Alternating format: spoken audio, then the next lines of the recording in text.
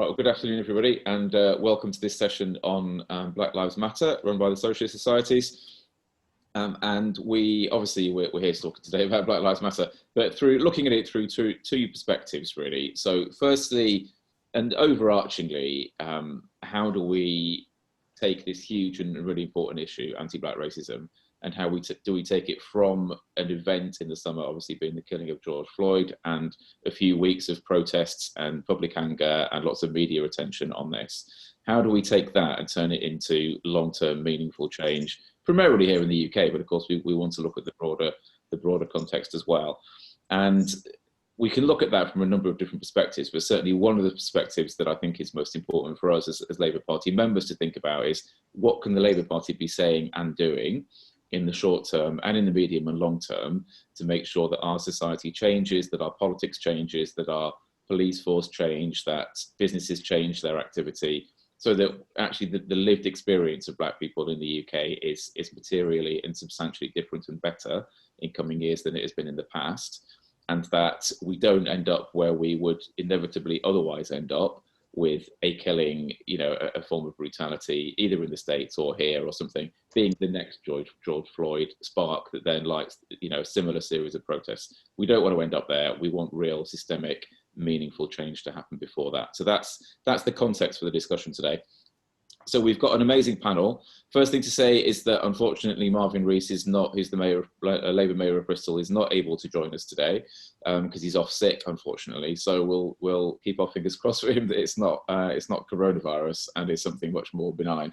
But nevertheless, we've got an amazing panel. So we've got with us Hugh Goulbourne, who is a lawyer, Labour Party member, and from Huddersfield, lives in Huddersfield. We've got Brian Channer. Brian is the CEO of the Black Policy Institute, which is a think tank working on these issues. And we've got Johnson Situ, who is a councillor from Southwark, long-standing councillor.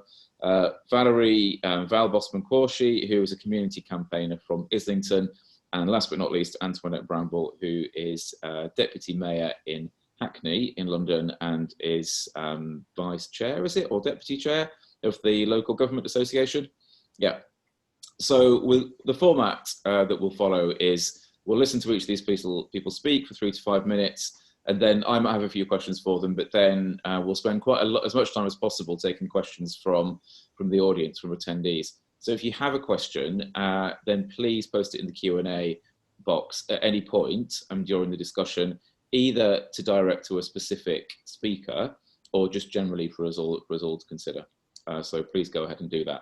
But without further ado, we will come to Anntoinette to speak first. And then just to say, Anntoinette has to leave at some point before the end, but we'll say thank you, I'm sure, before you go. Great, off you go, Anntoinette. Thanks for joining us today. Thank you so much. Thank you firstly for convening this. I think it's really, really important. If anything, it's more important now than when it all first began. Because inequalities, racism, prejudice against Black people is not something new. But what's new is that the world's looking at this in a new way. And because people now cannot unsee what's happened, it's a really good time to kind of really press into that and take this moment and think about what those steps forward look like. So there's an array of things that we can address. I think as an individual, if I start as an individual, there's work that we can all do individually. And I suppose if you are not Black, there's an opportunity for you to do some education. You can read up, you can investigate, you can talk to people, but actually the best way is for you to educate yourself and not to kind of, even if you just see a Black person you're tempted, it's not even just putting them on the spot and quizzing them, because even that in itself can be quite draining. Because I reflected on that and I just thought, well, at no point did I get to sit a white person down and quiz them about white people, but I feel I'm confident to be able to understand the life of a person who is white. So it's a little bit of that. It's about the self education, I think, is important for all of us. I think as an individual, and it's going to draw Mike in. Mike and I had a conversation about this previously. I don't know if you remember, and it was like we were saying the importance of, it's not good enough anymore to say that I'm not racist, saying that you're not racist, that is no longer good enough, because the bar is set much higher now. And actually, unless you're refuting and actually calling out and actively working against racism, that is the place that we all meant to be, because so many of us say we're not racist, but there's still so much racism in society. So clearly everybody saying they're not racist isn't deep enough. Within education, it's looking at the education system and thinking about what we can do around the education. In Hackney, I'm really passionate that we have a black curriculum. Over the holidays, we had some teachers working really, really hard to put some lessons together. So in Hackney, we are introducing a black curriculum, which is some tools that teachers can use to teach about black history. Now, I don't think black history should replace history. I hope I am crystal clear. Black history should be taught alongside British history, because it's part of the history that isn't told. Because the success, the wealth, all of the things that we are proud of in Britain was help built up by black people, but that part of the story is untold. So there's work to do there. It's how we tackle the system and the inequalities within the system. So if you think back to the David Lammy review, if you are black and white, if you are black, you're more likely to go to prison than if you're white. So what that says is that society is saying, depending on the colour of your skin, is dependent on whether you get a second chance. Then when you think about employment, an employer may decide not to employ you because you've had a prison record. Even though your white counterpart has done the same thing, they will be perceived in a greater light. So these are the kind of things when we talk about tackling racism and structural inequalities, these are the fundamental issues that we have to begin to unfold. I'm not sure how I'm doing for time, so I'll go on to the party. In terms of the Labour Party, it's about how we look at our structures, because it's really interesting how we've been able as a party to gravitate towards being able to have all women shortlist. Now, hear me and hear me now. I know it was controversial and I know there were issues, but newsflash, it's happened, it's working. Our deputy leader, was on an all women shortlist, so there's something to be said about that. But it's still so complicated when we bring in race. It's not party policy, we have to change the rules, it's really, really difficult, but we've done it for women. And isn't the whole point of change that you lay the foundation and pay the way forward? So if we've done it once, in my view, it should be easier. And I think the reason why it's important to focus on black people in its entirety. Call me biased because I'm black. I think black is beautiful. When I see people of colour, I see beauty. And I think it's important to say that, because when we're talking about black people, sometimes it's always around the negativity of what's happening. But the reason why it's really important, Mike, and I really credit you for doing the session, is that we have to move away from BME, because if you look even within BME, black people, especially black men, are disproportionately affected and don't benefit when you put lots of communities together. So that's what it's really important. So what I'm saying to you is education within the education system needs to change. Reform within the judicial system and party structures really need to change in order to affect the change. And actually, our party needs to be a bit more reflective of the communities that we serve. So I'll pause there.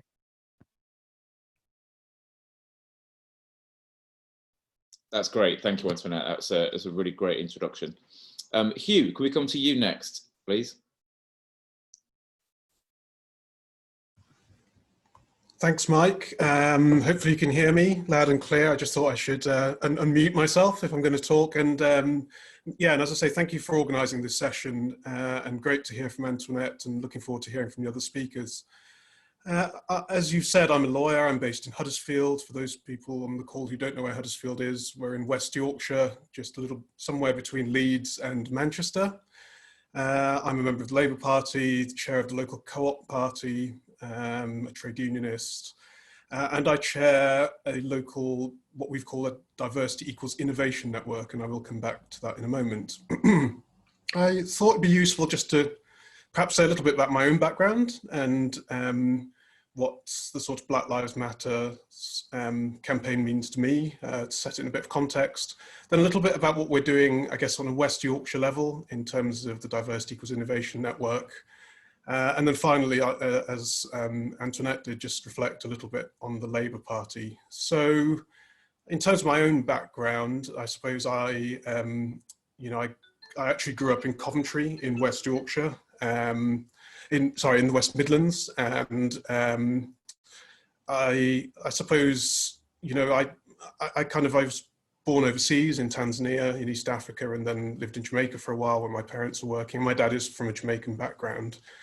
And I guess in Coventry in the 1980s and 90s, you know, it was, I think, as it was for a lot of people from black backgrounds, you know, a challenge, and I'd call it a challenge to feel belonging. So, you know, throughout, I guess, my time growing up, I sort of felt that I didn't always belong. But I felt that really changed, you know, going into the early 1990s. You know, internationally, we had obviously, you know, what happened in the end of apartheid in South Africa, Nelson Mandela and great leaders like that to look up to. And in terms of my own history, I went to university and I became a lawyer in the City of London, probably one of the most successful lawyers in my sort of 20s in the early 2000s. And we had a Labour government that I felt did a lot to help promote people from all different backgrounds. And so I started to feel a great sense of belonging. And when I moved up to West Yorkshire, I came here to take up a role as a lawyer, heading up quite a big bit of a law firm up here. And I'd say it was only really, what we're talking sort of 3 or 4 years ago, when, you know, we started to see these issues arising around the government's illegal treatment, as I would say, of British citizens. And I'm referring to what I don't like to call the Windrush scandal, because I don't think there's anything scandalous about the Windrush. We should be very proud of that history, and something that Antoinette said about our history and being proud of it. And so, you know, I kind of came back into this around then.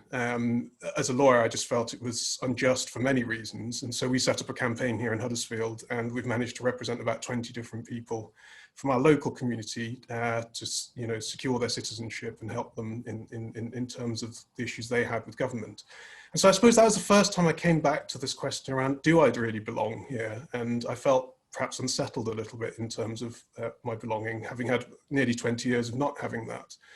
And, you know, if we fast forward to the events of this summer and the very sad killing of George Floyd in the US and the Black Lives Matter movement, I feel it's a really important moment, I suppose, in terms of how we can, as you've said, Mike, use that to really ramp up change in this country. And, you know, we started in the wake of, you know, the kind of issues around the Windrush generation. We set up a group here in Huddersfield called the Diversity Equals Innovation Network. And it was something that I felt could have a really big impact on one area that Antoinette talked about, which is employment and employment opportunities. I mean, I don't think we need to go back over the data, and we certainly don't need another government review. Antoinette mentioned the Lamy review. We had the Marmot review on health inequalities, of course. The health sector has been, and the NHS has been tracking inequalities in terms of BAM, particularly race, and the race equality survey that they do every year for several years. And of course, we had the race disparity audit as well a number of years ago under Theresa May. So we know the data and we need to take action. And so our Diversity Equals Innovation Network is all about bringing together the biggest employers here in Huddersfield and in our local authority area, which is Kirklees. And so we have representation from the council, from our university, which are our 2 biggest employers, but then also from manufacturers, from our leisure trust, from SMEs, etc. And what we're working towards is really what I'd call systemic change. And I think that's really, really critical as we move beyond the Black Lives Matter movement and try to institute change here in the UK.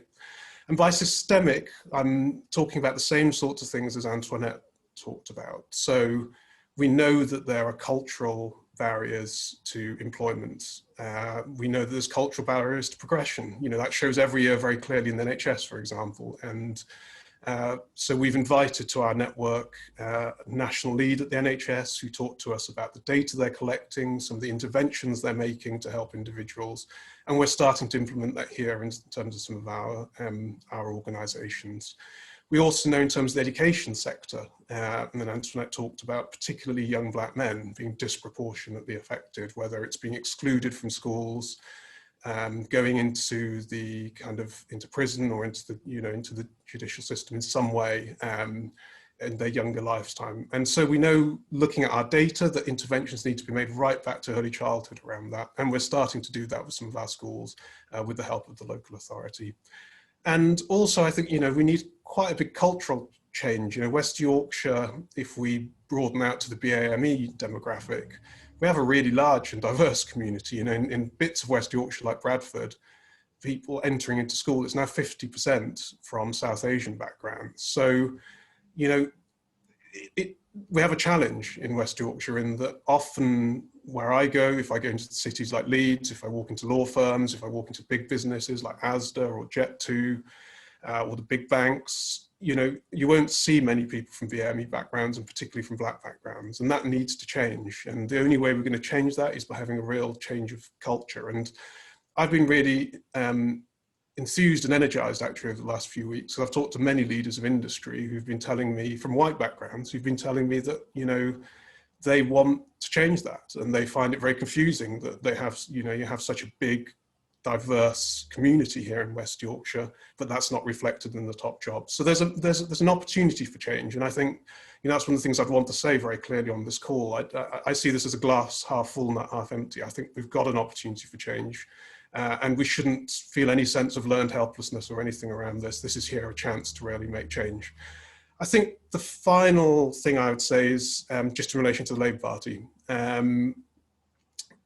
I think, you know, the first thing to say is the Labour Party has always been a movement for change. You know, we shouldn't, I think sometimes we're our own worst enemies in terms of, you know, that we reflect on ourselves. I was just looking this afternoon at the statistics. You know, we still have 39 MPs from VME backgrounds, and Conservatives only have 22. And I think often they laud and praise themselves at the fact that they have people in certain positions, but I don't think we should feel pushed back on that. We have been the champions for change, and, you know, we shouldn't forget our legacy in terms of, you know, David and Bernie Grant and Diane and others. So, you know, I think that's where it starts. I think Antoinette is absolutely right that I do think we need to look at our internal structures. I was part of the Bernie Grant leadership course that some of our participants today may have been aware of. It was set up by Dawn Butler as an internal leadership course for the Labour Party. I was on the inaugural one last year. And you know, I think what came out of some of our discussions was opportunities within the Labour Party. You know, we've got some fantastic leaders, some of the names I've just mentioned, but I think, you know, to really lead on this agenda, our party needs to be reflective of that in terms of our structures. And Antoinette talked about some of the leadership opportunities, but I also think if you look at our employment programs and practices, you know, I think we could really do with a strong equalities and diversities lead. We should embed that into our party across all the different structures. I'm not just talking about membership structures where we have VAME networks and you know, sort of elected groups and that, but I mean within the party as an employer. So let's have an equalities and diversity lead. Let's give that person some real resource within the party. Let's ensure that everywhere we employ around the country, within our regions, within Parliament, within mayoral offices, within local authority offices, make sure that's embedded and really show some leadership. And that's how we can really show some structural change. And so I wouldn't just focus it on the leadership elements. I'd also look at how we put in place employee practices and make sure that we're following the very best practice in the country. And I guess I'll end on just a positive note. You know, I think this call and some of the calls I've participated in recent months here in West Yorkshire as well, where some of the businesses are leading, certainly lead me to feel a greater sense of belonging. I hope everyone else on this call who may be from VME or Black background also feels that. I think this is a moment of hope, and I think the Labour Party needs to carry that hope, albeit that, yes, there's some big challenges ahead. Thank you. Great. Thank you very much, Hugh. That was really valuable. Sorry, thank you very much. Brian, can we come to you next, please? Yeah, thank you very much, everybody. Yeah, first of all, my name is Brian. I'm the CEO of the Black Policy Institute. I'd like to thank Mike Buckley very much for inviting me to speak on this platform and giving me the opportunity to speak to you about the Black Policy Institute. First, let me give you some context of what drives my passion and why the Black Policy Institute and its services are vital. Right now, it'd be an understatement if we say that we're living in strange times, where it's difficult to predict what's coming around the corner. Nevertheless, we find ourselves in a position of being at the edge of one of the largest economic recessions in recorded history. The effects of COVID on the Black community has been devastating. Black people suffer up to 50% or higher of risk of death compared to the white counterparts. Employment, crowded housing, deprivation, health inequality compound on the factor that actually shows that, you know, we're consistently at a higher risk. The death of George Floyd under the knees of police brutality has served as a stark reminder that in the call for decisive action to bring about the much needed change for policing reform, empowerment within the Black community. The most protected communities are not those with the most police, but the most resources. And this is something we need to start thinking about. How do we resource vulnerable communities? Now, just to give you some quick facts to contextualize the Black experiences regarding inequality, when we have a look at employment, for instance, 27% of Black people aged between 16 and 24 are unemployed compared to 10% white people. Black people are prosecuted for drug offences up to 8 times the rate of white people. And within education, the exclusion rates for Black pupils is 20% compared to 5% for white pupils. This is a call for immediate action, and this is where the Black Policy Institute comes in. We cannot afford to be silent spectators anymore. We have to work diligently against the systematic inequalities to ensure that there is justice for the Black community. As Britain struggles to get back to normality, the Black community should take this as an opportunity to reflect, rethink its plight. Our primary goal is to champion equality and justice. And I'm grateful to have had the pleasure to meet some amazing people on this journey of setting up the Black Institute. Our objectives are to strengthen communities' capacity to recognise and address all forms of racism, including Afrophobia, to broaden democratic engagement and civil action, to improve social economic positions of Black people, to generate sustainable and embedded solutions to enable people to thrive. Now, what we've done, we've actually developed 3 key areas of activity: training, consulting, and policy advisory. And we've identified 7 areas that, 7 policy areas that have a particular effect on the Black community. Education, policing, criminal justice system, employment and the workforce, healthcare, housing, and Brexit. So, you know, as been mentioned by Hugh and Antoinette, the Labour Party has had a long-standing history in fighting equality and racial justice. But saying that, there's still much work to be done. The Black community faces a real change in finding its voice and vision within the Labour Party. We need to ensure that we are well equipped to find leaders to represent the voices for the Black community. We need to develop programs to identify, help, and develop internal leaders from a multitude of different backgrounds to represent the diverse communities in which we come from. In closing, I just want to focus on 3 key points that Labour may want to invest in. Number 1, database. We need to have an effective database that can clearly identify Black people, and this will enable us to develop a comprehensive recruitment strategy for campaigns to increase Black engagement. We also need to develop a clear definition of Afrophobia. There needs to be a better protective safety net for this community to stop the more deep inequalities that, you know, we face too often. And also, the third point I'd like to mention is during the 2017-19 general election, we fell short in actually selecting Black candidates for Labour Party safe and unsafe seat.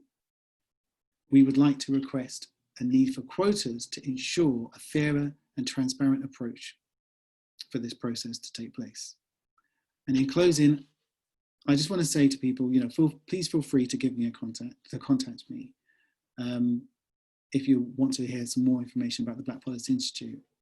I know there's some amazing people out there that would like to take part in the fight to create justice, you know, to fight justice. Sorry, to fight for justice. Sorry, and I would like to hear from you. I'm going to drop my contact details in the box, and I'd look forward to hearing from you. And I just want to close with a final statement.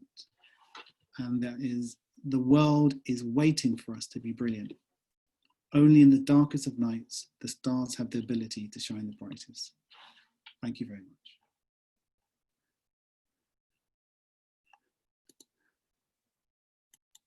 Off mute. I'm off mute.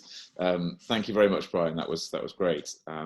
And we will then come to Val next, please, and then we'll finish up with speakers with last but very much not least with Johnson, and then we'll go into time for Q&A. So Val, please go ahead. Thank you, Mike. Just want to say hello to everyone on the call today, and a special thank you to Mike for organising this. Very, very grateful. I've been introduced as Val. Yes, my name is Val Bossman-Quarshie. I'm a community campaigner and political activist. For me, I want to talk to you more about community and engagement. I think it's really important because even though we're political activists, we come from somewhere before we know how to understand how the world of politics works. It all stems from the community, and that comes from our friends and our family, our work colleagues, etc. Now, my experience of campaigning, funny enough, was being introduced by my local councillor, who took me around and we did the door knocking, you know, the usual kind of thing you do as a Labour member. And then I went to my first ward meeting and then my constituency, and then I met my MP, and that was amazing as well. But I think before then, I think I was very naive in understanding how actually campaigning needs a lot more, I guess, revising, almost like you're going to do a test. So 2017, just to give you a bit of context, was very challenging for me because I decided to go on a tour. And my thing was to be of Black representation. I was then the former BAME officer for Islington North. And it was very important for me because I knew my own experience of often turning up at meetings and being one of the few Black people that were in the room. And I know we use this term loosely of BAME, and I totally understand that because, you know, where there's more, you feel like you're whole. But as a Ghanaian African diasporan, it's been very challenging because often when I have a viewpoint or want to feedback information of what my community is actually saying, it's very hard because it falls on deaf ears. And that's not, you know, to discredit anyone or blame anyone. It's just how it's worked. I work in education in the day, and that happens there as well. I think often because there's not many of us and we're a minority group, it's very hard to get our voices heard, and also to have that seat at the table, because in politics it's quite fierce. It's not for the the weak-hearted. But back to campaigning. In 2017, I went to places like Middlesbrough. I was in Stoke, and that was very challenging because often you knock on the door, and the first thing you'd hear was, "This is a joke, by the way. Don't want your kind here." And I'd politely say, "What do you mean, sir or madam?" You know, and then they'd say, "No, you're all right. You're Black. You're fine. You'll do. It's the other foreigners we don't want here." And that kept on happening because obviously before 2017 we had the European elections, which was very difficult. I think what tends to happen is, in terms of representation, we use the term BAME and we use the word diversity, but actually we don't understand the full breadth of it, which is to kind of dissect it and see who's in what kind of category or quality group and how do we speak to their communities. And with the Black Lives Matter campaign, what I found is that Black people have now been reignited. They have found their voice again. They've found their faces in white spaces, and they have felt, you know, embraced, and they felt a lot of solidarity. So from being the ones that are often invisible or silenced, they have felt that they can come out and campaign on something that they really feel passionate about, which Brian has mentioned about, you know, the police brutality. I'm happy to hear Councillor Bramble talk about the education system and teaching about Black history. And also it's nice to have Hugh on the call to talk about, you know, representation in the law sector. And I think this touches on what I'm trying to say in terms of representation. And if we're not in these places or these industries to have a stake at the table and to say, you know, what we really feel and what we need in our communities, then we'll always be invisible or unheard. And for me, what's really, really important going forward, the Labour Party, is to take the Black Lives Matter movement and really use it to kind of catapult that we will have more Black, representation, and we will also be the ones that actually can align that red wall that we lost so brutally 2018, 2019, because I don't think it was just 2019 that we lost the red wall. I think we lost it before then because we stopped talking to communities. And that's why I call myself a community champion. I don't say that lightly. It's a big, lapel to wear. Anywhere that you may go and you've heard that I've been there, you will heard that I had engagement and I actually listened to what people said to me. And I think campaigning is a bit, for me, like the Forrest Gump thing of, life's a box of chocolates. But for me, every day's a campaign. There's not one place I go to and I don't engage with people. It could be at a local school, in my workplace. And I'm very proud to say that I work at JCOS, the Jewish Community Secondary School in Barnet. And we are the leaders at the moment in trying to not just dismantle education and restructure it and have Black history being taught, but a bit like what they're doing in Hackney with what Anntoinette mentioned, but actually engaging and having that pluralistic approach. Because I think it's all good to just have a Black History Month, but we need more than that. We need to actually have what we had in 2019, which I was very proud to talk about at the doorstep, that was led by Dawn Butler and Jeremy Corbyn, which was the Race and Faith Manifesto. And I think that's really important because you felt as a Black person that you was a part of something, because a lot of people do find that their faith plays a lot into what they believe in and their morals and their political kind of alliance. And I think for many Black people, the Labour Party is a champion for all of us and nothing has changed there. What we do want to see more of is representation. And I think what Brian has mentioned about having quotas is not a bad thing. And obviously, Councillor Anntoinette spoke about the all-women shortlist. And we have to be really honest and have those really deep, meaningful conversations about, what does it truly mean to have representation, not tokenism, but to have that kind of place where you feel that your voice is really being heard and you're really a part of that movement. And I think going forward, I would actually like to see the Race and Faith Manifesto continued. And I welcome the new leadership under Keir Starmer to have BAME shortlist. I think that's amazing. But then again, we need to be mindful of that because, again, BAME is not just a homogenous group. We need to make sure that we have representation, that each strand of that equality group are represented. Just like I say at school, I always have this seating plan of, boy, girl, and I've kind of dashed that now and said, actually, it's about all of us coming together. And it's not a boy-girl kind of plan, but it's about all of us coming from different backgrounds and having different, gifts and talents that will really strengthen what we're trying to push forward. And I think if we have more Black people at the table in those important places where the decisions are being made on manifestos and pledges at local level and then transcend into national, then we'll definitely be able to win those wars that we lost. And just one more point I want to mention is, it's not even a point, it's just, I wanted to say the community means so much to me, and it's not just a thing we use willy-nilly, and we need to know where we're going and where we've come from and where we're going to go, and to know who our allies are. And that's going to be really important going forward. So as a Black member, as someone who is a woman and from the BAME community representing, and from all the different hats that I wear, I want to say that I want to be that community champion and really help the Labour Party to win back the seats that we lost and have better representation and a true voice at the table. Thank you. Thank you, Val. Inspiring and encouraging to hear from you, as always. And Johnson, last but very much not least, we'll come to you. So please go ahead, and thanks for joining us today. Thank you, Mike, and thank you for organising. And it's good to join so many people that I respect on the panel, and so many people that have supported me in my journey. So it's really good to hear from them. I think the beauty of coming up last is that you could just say, I agree with everything that's been said, and it could be the shortest contribution ever. Sadly, I won't just say that, even though I do agree with everything that's been said. I will add a couple of things as well.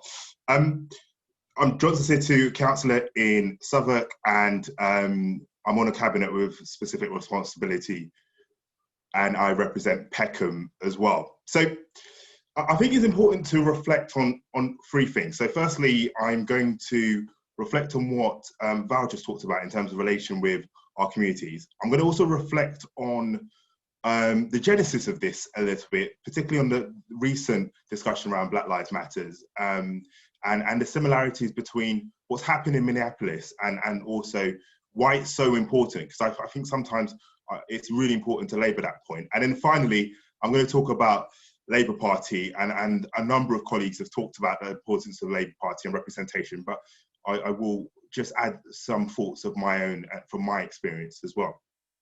So, reflecting on a few months ago, the death of George Floyd in Minneapolis, which sparked off both a debate and protest right across the US, and indeed it sparked a debate and protests in the UK. And certainly in Southwark, thinking about the area I represent in Peckham, the question that immediately may spring to mind is, well, what does somebody growing up in Peckham have anything to do with somebody growing up in Minneapolis? Where's the link?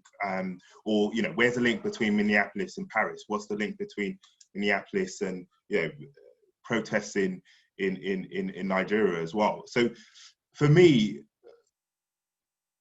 some stats spring to mind, statistics spring to mind. Firstly, the fact that if you are a Black school leaver, only 6% of Black school leavers go to Russell Group University.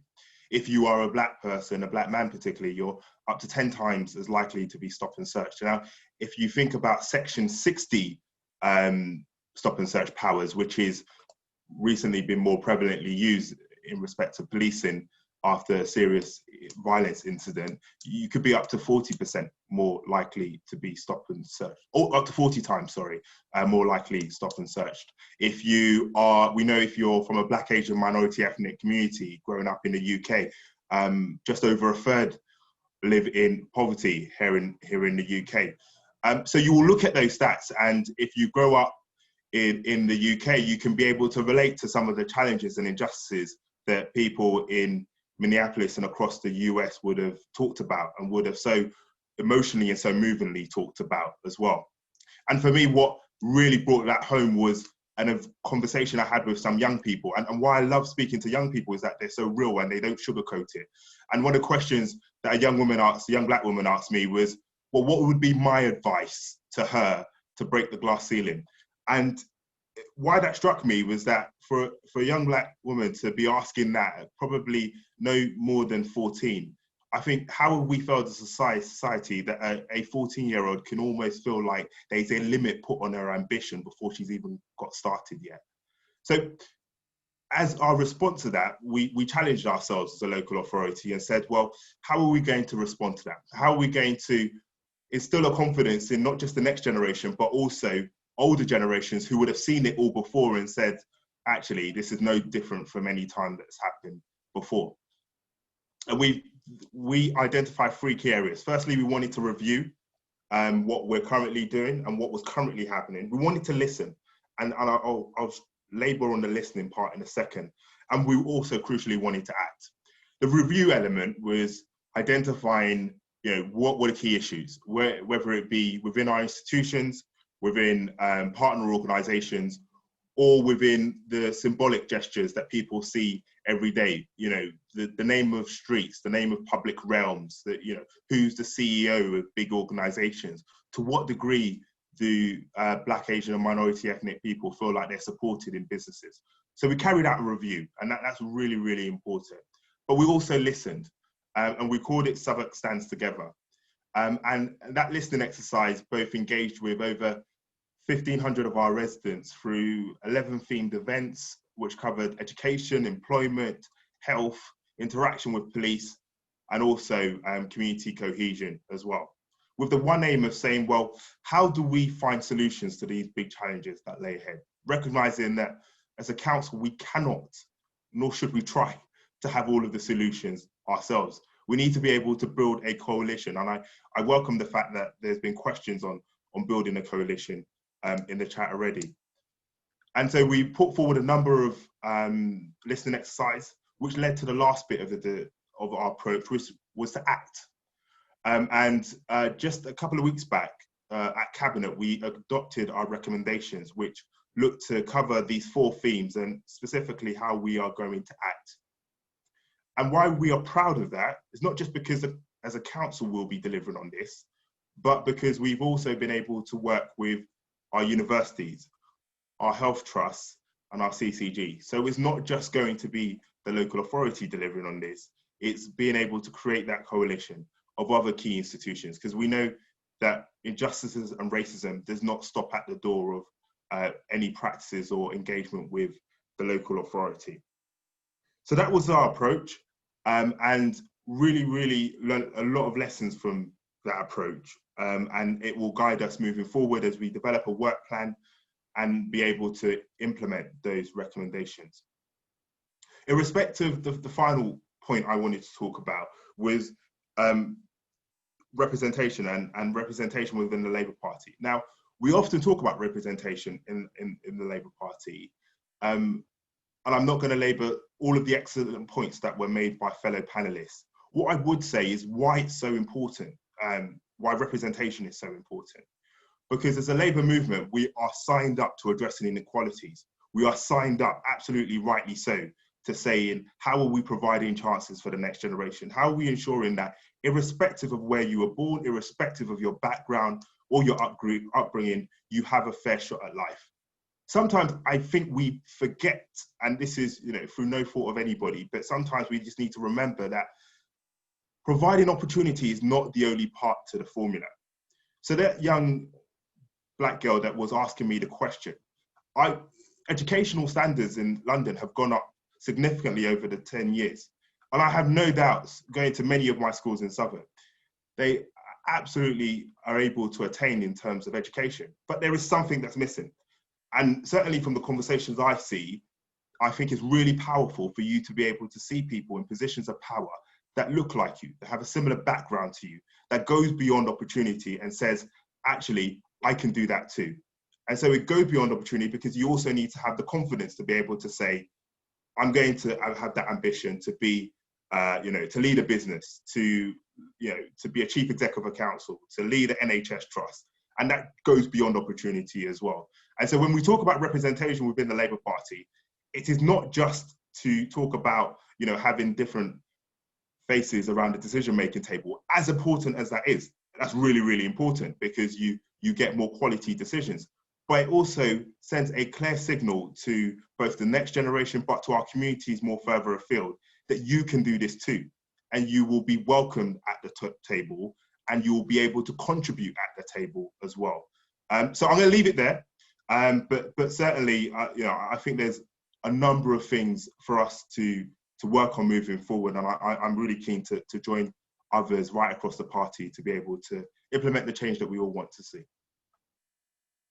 Brilliant. Thank you, Johnson, and thank you all. Those are all fascinating and happily, for all of us, very individual and unique contributions.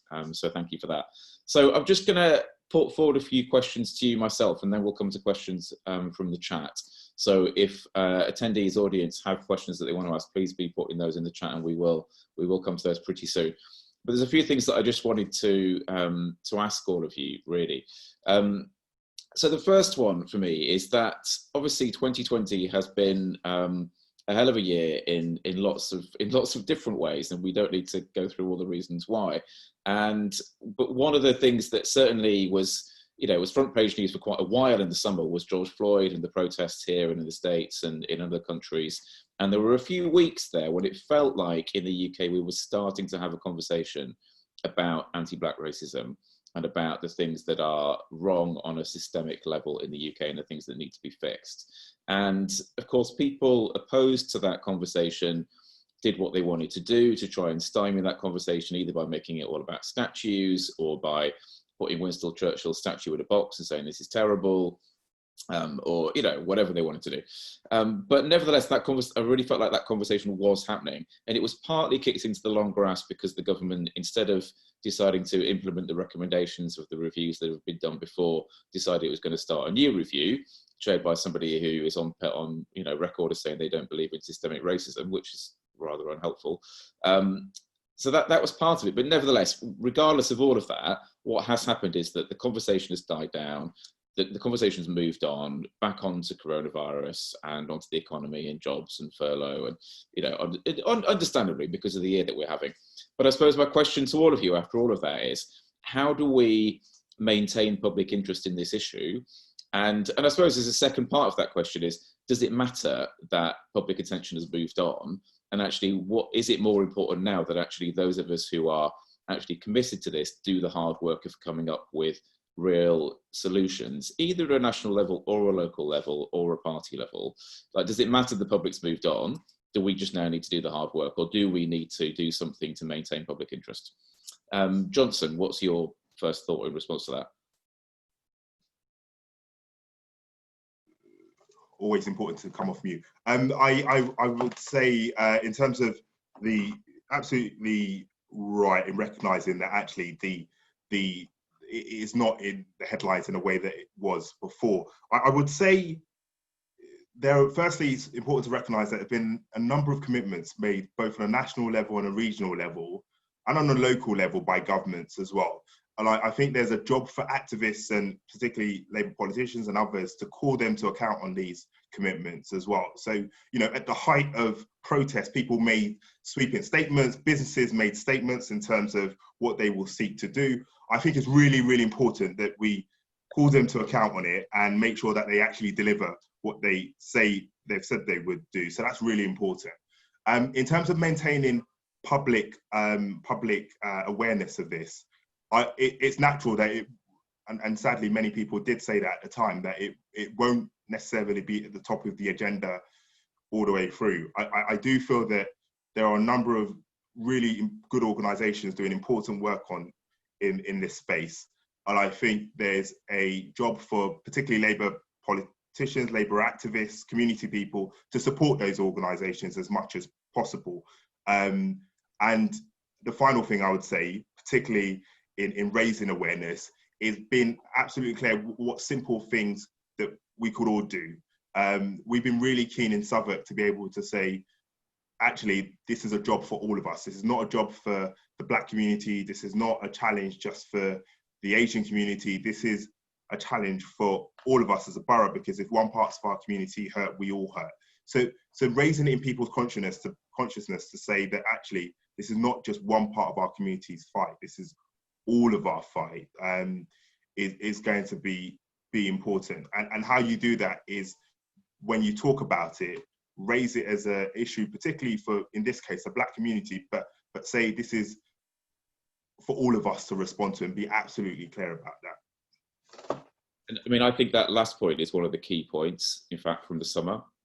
And I've certainly had conversations with a lot of white people, which have gone along the lines of, I thought it was enough to be not, I think Anntoinette alluded to this earlier on, people saying, and I was one of them, people thinking, oh, it's enough that I'm not racist. You know, I don't stop and search Black people, and, you know, I'll happily hire Black people, and, you know, all of these things, but realizing that it's nowhere near enough, and that, you know, the right response is to be anti-racist, which means doing something. You know, you can be not racist and do nothing about it, but to be anti-racist, you actually have to do something and act. And I think that is one of the key arguments that we need to be making, one of the key realizations that we need to get across to white people and Asian people and, you know, anybody else who isn't Black and doesn't experience Black racism, because it's actually, like, more often than not, we're the cause of the problem, not you guys. You're never the cause of the problem. So, you know, it's actually incumbent on us to fix the problem, not you. But thank you for that. That was great. So my next question is really just about resources and institutions. Now, as you said when you just spoke there, Johnson, you were saying there were lots of great organisations working on this already. But my question is, do we have all the institutions and all the resources that we need to be able to do this? So, I mean, in the last couple of weeks, I've spoken with Brian and Val about the institute that they're starting, and I've had conversations with Anntoinette and others about starting a Black-only socialist society, or the equivalent thereof, in the Labour Party, as a means of bringing people together and providing a space and an environment where we can actually work on these things, because often it's much harder to do if you don't have a structure. So, Brian, I'll come to you with that question. Maybe you can tell us a little bit about your institute, but also just to answer that broader question of, do we have the resources and the institutions that we need, or do we need to put some of those systems and structures in place now to get to the ends that we want to get to? Yeah, I mean, to kind of answer your question quite directly, we don't have enough resources, because then we can just take a statistical look at what we're experiencing in society, and to see that it's not working for us as a Black community. I'm really happy though, because I think there is a definite change in the consciousness of society at the moment, and there is a space for us to develop comprehensive allyship, to actually create something that's going to be properly resourced. So when we're kind of looking at, let's say, the issues that Black people are facing, these are different institutions that haven't really provided us with the protections that we should need, whether we're talking about the educational institution, or we're even talking about the police institution, or the employment, the institution of the workforce, the economy. And I think the only way to kind of address some of these needs is to develop an institution to bring people together, to have a comprehensive look of actually what could be done, and how can we engage with some of these institutions to kind of get access to the type of justice that we actually need. Yeah, so I hope it goes some ways to actually answering your question. Yes, absolutely. Antoinette, what's your thought on that?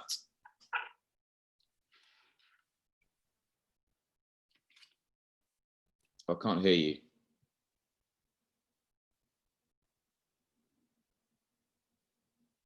Still can't hear you. Can you? There you are. Can you hear me now? Yes, perfect. Go ahead. Okay. Yeah, I think what we do within our institutions, wherever we sit within society. Because what's interesting is that ITV at the moment are doing the Black Voice, and at some point when you're watching ITV, you are faced with hearing a Black person and the story and what they're going through. So they're provoking people to engage in a topic that's very current, or may not be current to them, or something that they've maybe moved on with. Now, I don't think that you need to have work for a television company or own a television company. I don't even think that you need to be an elected politician, because one of the important things that I want to get across today is that we all have places of influence and power wherever we sit within society. And that has been a big problem for mine in terms of when we talk about mentors or heroes or people to look up to, it's normally this celebrity status. And what happens is a lot of young people miss the opportunity to see local heroes in their community. And it's the same way around activism on this level. You don't have to be Black to be part of this agenda. I think Mike quite articulated that, Black people are not being racist about to themselves. So it's about white allies around the table and how we move together. So in your places of work, it's what can you do? Do you speak to your manager? If you're the manager, what do you do with your team? It's thinking, where's your area of influence, and thinking about how you can influence it to bring about that change. Because George Floyd, it was a horrendous thing what happened. But we need to understand the outcry wasn't just because this heinous thing happened in America. The outcry was, this is happening in Britain to some degree, but no one's really talking about it. No one's articulating it. No one's really focusing on it. So it's taking that. So it's articulate. So how do we keep it going, to answer your question, is referencing that terrible thing and think about how we link it back, and re-emphasizing how it's relevant today, and thinking about where you sit in society or work with your family and your community, and think about what opportunities here do I have to activate change. Great, thank you. Right, a couple more quick questions from me, then we'll come to questions from the audience. So first one from me is about the Labour Party. And just, I guess there's in a way the same question twice really. Firstly, how do you think the Labour Party handled this in the summer? And then secondly, what do you think the Labour Party should say and do over the next 4 years in the run up to the next general election? Partly, obviously, in the context of wanting to win the general election, but also in the context of A, wanting to display our anti-racist values, and B, really wanting to get this right. So, Hugh, can I come to you with that question, really? So, looking past to the summer to the Labour Party response, and then forward to what Labour should do next.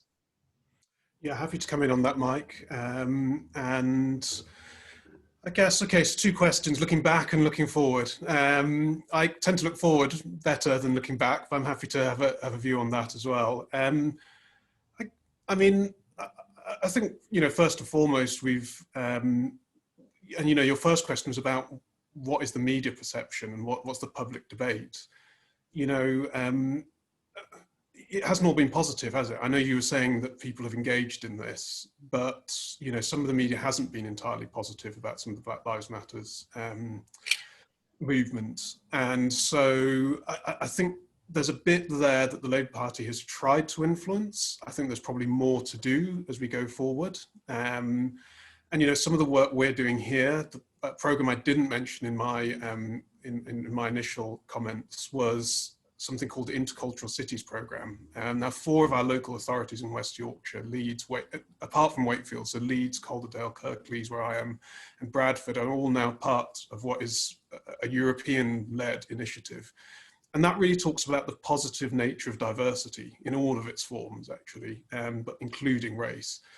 And we've always, as a network here in Kirklees, we've always been very keen to talk about the positivity around diversity. It's not a negative thing, it's a great thing. And, you know, if you look at the most successful businesses, the most successful organizations and teams, they're always the most diverse. And there is no data needed to prove that. The biggest consultancy firms in the world, Ernst & Young, McKinsey, etc., have all proven that. So we always use that as the bedrock of everything we talk about. And that's what the Intercultural Cities Programme is about. And, you know, one of the things within the Intercultural Cities Programme, they come and they do a visit, and they've done visits already to Bradford and to Kirklees. One of the things they found about the UK, and I think others within this network, I think Manchester might be part of it, I know some of the London authorities are part of it as well. But one of the things they found is that the media is always, they're always saying that councils and others need to intervene more in the media, because the media is not portraying the right thing about cultural competence, around interculturality, and about the dividend that is brought Britain. So I think there's a lot still be done on that. And I think, you know, as in answer to your second question, as we go forward, I think that's where the Labour Party needs to be in terms of its policy. Yes, it's important to talk about, as we did in the Race and Faith Manifesto, about the repercussions of slavery, about the need to repair some of that damage, and particularly internationally, you know, when we look at some of the countries, I mean, some of my heritage is to Jamaica. There are some reparations due there potentially, but I don't think that should be everything. I think that should only be a very small bit, because that's a look back in history. Looking forward and looking to where we are at the moment, we need to talk much more in the Labour Party about the positive elements of diversity. And, you know, and that's why I talked about, in terms of the Windrush, I never like to use the word scandal next to the Windrush. It shouldn't be used in the same phrase. The Windrush was a very proud generation. It brought great things to Britain, including my father's father. And it should always be a positive thing. You know, at the same time, we had big Irish communities came here, Polish communities, Italian communities. And so diversity is a very positive thing. The NHS wouldn't run without it. Our engineering and manufacturing firms here in Kirklees and West Yorkshire wouldn't exist without it. And, you know, if we look at one of the greatest cities on earth, London, it is great because of the diversity of its talent. And we could be even greater here in West Yorkshire if we were to take advantage of that. So I think looking forward, Labour needs to talk about that more. We need to be positive about it. And in terms of the Black Lives Matters movement, you know, Black people in that, whether from Africa or from the Caribbean and other places, they've played a very important role in that, in terms of our culture, our sports, but also our business. I'm a lawyer, you know, we've got MPs and others and great councillors on this call. So I think we need to put that into our manifesto, talk about it and use it as a positive way to win elections. Great, thank you, Hugh. And then last question from me is really just about the opposition that we face. So, I mean, we'll all be aware that there are groups in society, media organisations in society, etc., who desperately don't want to see, partly they desperately don't want to see this change, but also they see advantage in turning this into a culture war and turning this into, you know, yet another fight between liberals and conservatives, or left and right, or, you know, whichever group and whichever group. And that has manifested itself in a number of different ways, perhaps most recently with the mini furore over the Black Lives Matter or diversity, you know, dance routine on Britain's Got Talent or something like that, which I didn't see because I don't watch that kind of TV show. But I did see that there was some kind of pushback to it, which I think was fairly minor, but certainly it got in the press that, you know, people have written in to say this is terrible. How can you have, you know, essentially ethnic minority people on your TV show? I want to see white people, which is horrendous, obviously. But so come to you, Val, with this. Just how do we navigate this conversation without falling into the trap of entrenching a culture war and letting this be a culture war issue, when, as Johnson said so clearly, if one section of our community is suffering, that harms all of us. And of course, if there is violence present or prejudice present against Black people in the community, in the end, that goes on to harm all of us. So what would your thoughts be on how we walk this road and are true to who we want to be and the change that we want to see, without falling into the trap that the other side wants to set for us? Thank you, Mike. Such an easy question, right? From my own experience, because I do always say I'm the capital C in community, and I think it just comes back to that. I think we can have these conversations about diversity, because I didn't even watch the show either, but I had to watch because I saw a clip of one of the dancers, and he was actually in tears, and he couldn't understand that how he was trying to articulate through his own, media form of dance to express, and we all know what it's like when you're a male dancer as well. There's a stigma as well that comes into it. So I kind of felt bad for him, and I think we need to be a bit kinder to ourselves and to each other. I think we need to understand, there's so many campaigns that go on, and I never shy away from campaigns, that is, whether it be about Palestine or whether it be about anti-Semitism in our party, people being mean to each other, saying, this right and left agenda. And I think it's just about us being more acceptant and not saying tolerant. It's about accepting that we have differences and that we should embrace those differences. And I think for many Black people, they're starting to find that they need a safe space. And I think we need to make people feel safe again. It's that kind of Maslow hierarchy of, understanding that if you feel safe, then you'll feel that you can perform at your best as well. And I think until we start to address those sort of fundamental basics that you're taught as, when you're a baby, that this is your community, whether you're Black or white, you can go into the playground, you can play with your fellow peers, whether you want to perform in a school play, it doesn't matter what colour you are again or what class you belong to, you're seen as a child. And I think we need to get back to those kind of basics of seeing each other just, stripped down bare, this whole debate on Brexit as well, for me personally, I felt that at one point I thought, where are the Black Europeans, that are being represented at the forefront? Because, we're not just white, people in Europe. And then when you see the negativity, I think you touched on in terms of the press, I love writing to my local paper and talking about what I'm doing as a community champion, because I feel if I don't do that, I won't get any other platform to speak about what I'm doing. And it's really interesting because at the moment, my council are gathering, this is really nice, like a collective thing where if you're in the community and you're from, BAME background, send your photo in and say what you're doing that is positive. And I think that we need to see more of that. And I think you're right, Labour going forward, I do believe in Keir Starmer, because I think he's got a really good platform in terms of what's happened before him, to really open his eyes and just embrace all that's kind of the goods and the bads, and try and make it a bit better for Black members. I think, again, to triangulate, we need our unions to step up. We have Black sections, but then we talk about politically Black. What does that mean? I get confused. I'm Black. Am I politically Black? We need to just have those conversations that address what we need to address so that we can understand each other and not be shy to talk about being Black. We talk about, what it means to have white privilege, but we don't talk about, what it means to be Black. I never understand that. And I think people are scared, and I understand it, but I think if we keep shying away from it, then we're going to teach the next generation coming that they will have a massive complex and we can't harm our community anymore. One thing I like about my Jewish brothers and sisters is that they saw something that was wrong and they came together as a collective, and it had solidarity across the board from everybody, because we all know how it feels to feel marginalized. And I want people to really open up to Blackness and just imagine what it's like to feel you walk into a room and you can't hide that you're Black. You can't hide that you have these things that are harming you. And I think if we start to talk about those conversations and we start to really, accept people for who they are, then we'll just do a lot better. And I think Labour's been my home, for my nan. My nan, she always talks about how the Labour party gave her, you know, a home, and again, that Maslow theory, you know, gave her a home, gave her her black book she's so proud of. She's a bit sad that we're leaving the European Union, and she's going to keep that passport, but she kind of even hopes that one day we might even return, you know, or have that other conversation about us being internationalists. And that's another conversation for another day, I understand, but we have to really think, you know, in our NHS, we have black workers, in our police, we have black policemen, we have black teachers, we have, you know, black community councillors and MPs, and we have to just see the goodness that we bring to the table wherever we are. You know, we just have a different kind of way of approaching things. And I think, again, I mentioned it earlier about the Red Wall. I want to help build back that bridge, you know, and I want to build back that sense of belonging again that we all need.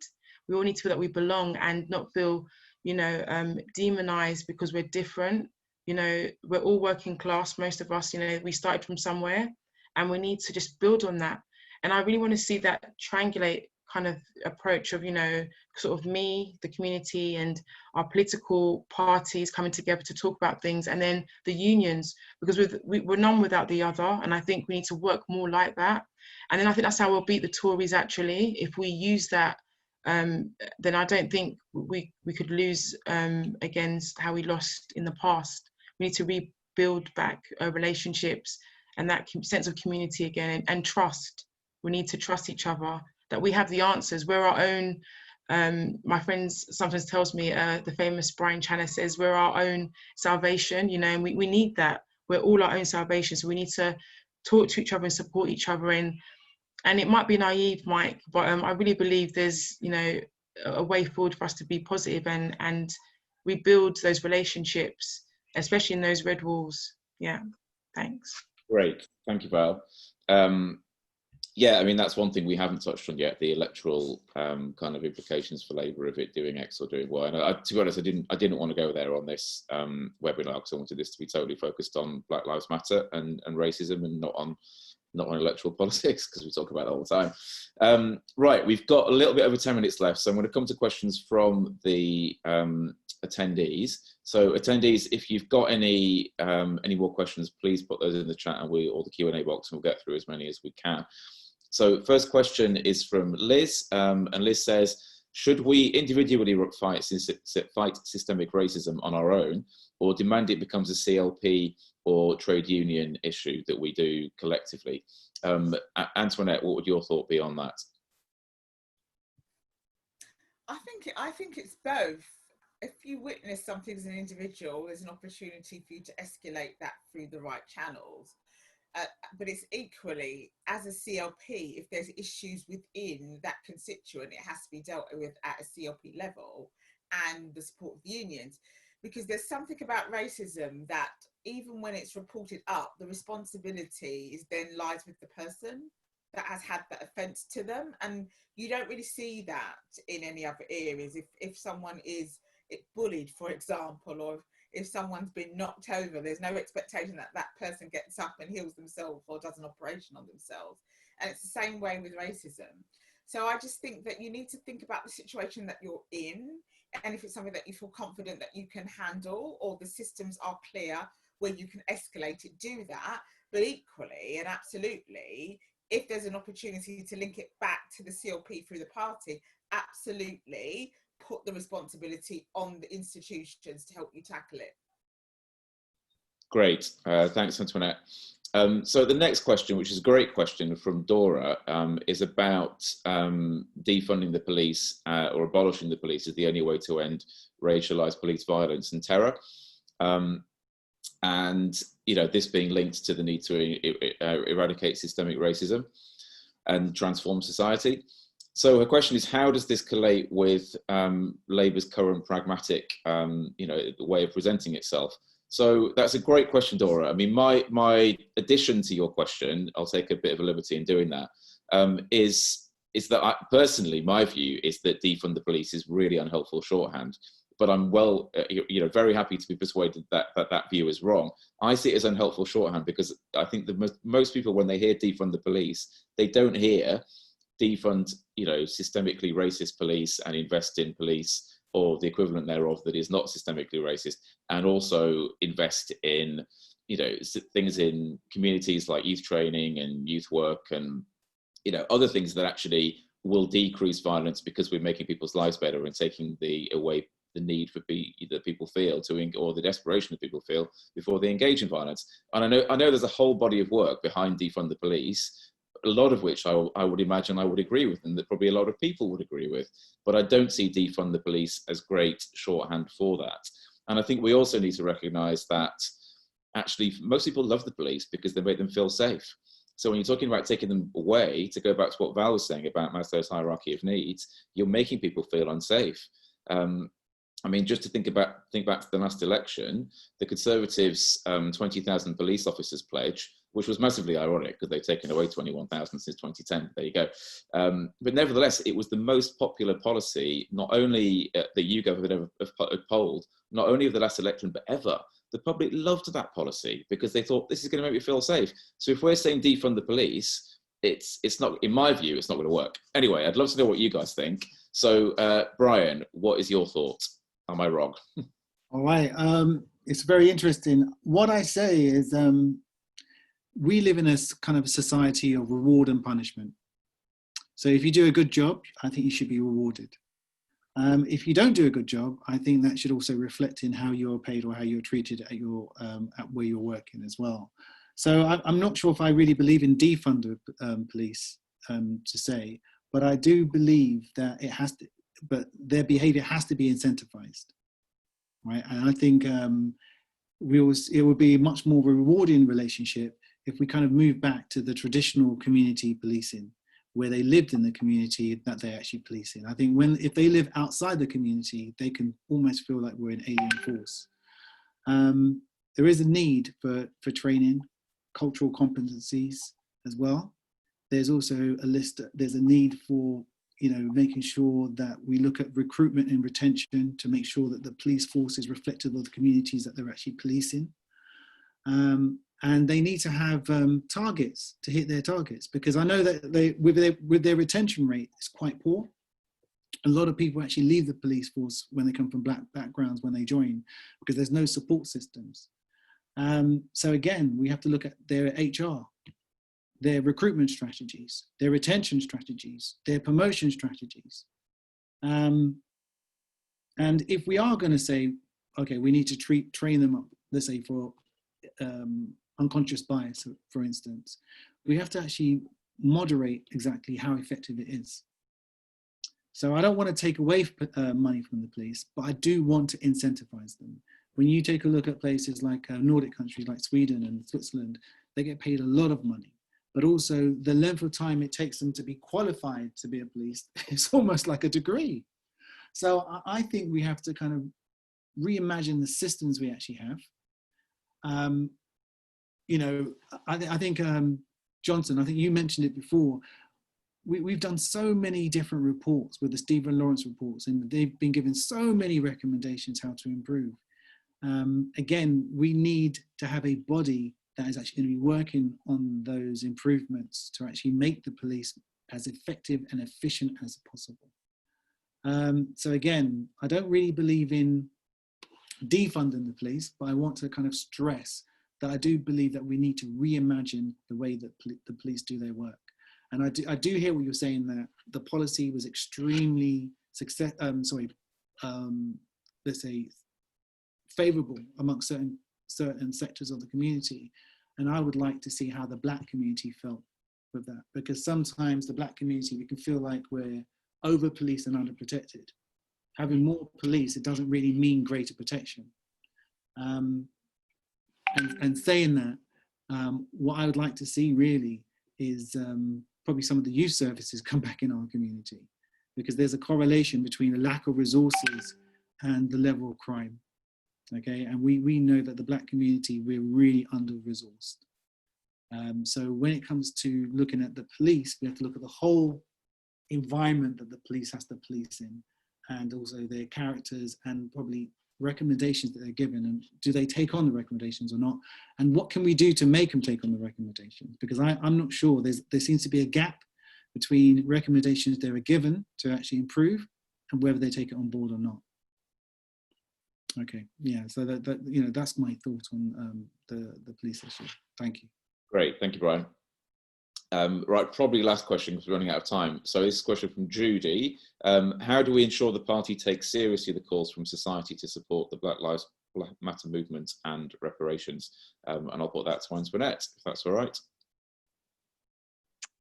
That's a really good question. I would implore every party member to write to, if they're in power, I'd write to your local MPs, write to your leads of council. If you're in a Labour part of the country and you're in opposition, write to the leader and write to the local MP. And let's just clog up the system if we have to, because actually bureaucracy is part of it. It's really important that the Labour Party gets this right. And we've got new leadership, so there's an opportunity to give the new leadership some time. But as activists, we now have to step in and step up and say, actually, we're going to hold you to account in this.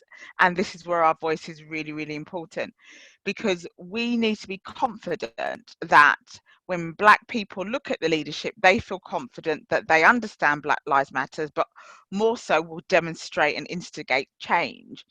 And I commend the work that Kia's doing and Angela's doing, but actually it's not so easy or quick to be able to translate those tangible things that they've done for the Black Lives Movement.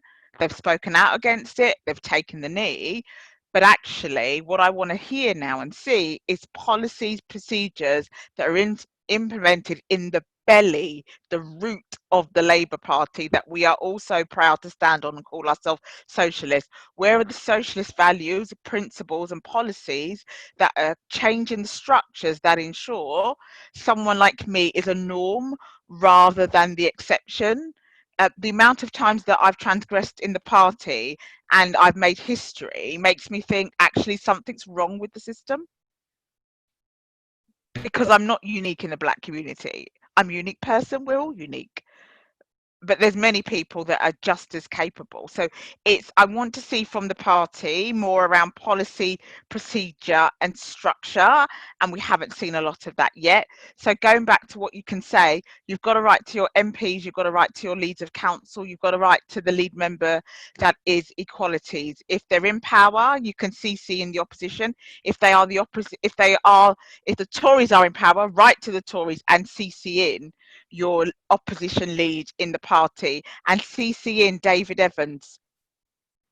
Start writing to the party, let them know how you feel. The Black vote is no longer a guaranteed vote. You have to work to maintain that vote and give reassurance within the Black community. So we need to forge the party to do some tangible thing.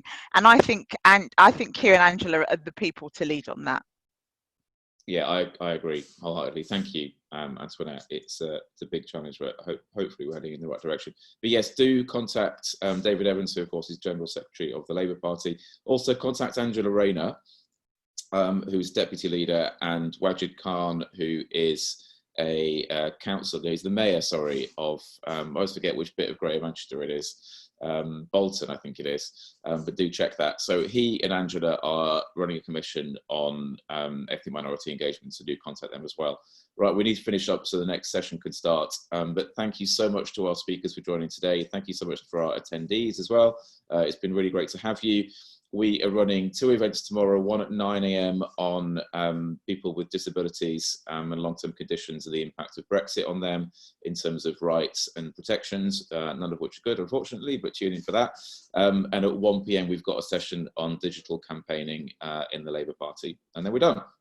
And we'll have hopefully an in-person conference next year. We could be in the same room, which should be wonderful. But thank you all, everybody, for today. And this is by no means the end of the conversation. And then just the last thing to say is that this meeting will go online fairly soon, and it will be on the Labour Free European Future YouTube page. So thank you all again, and see you all soon.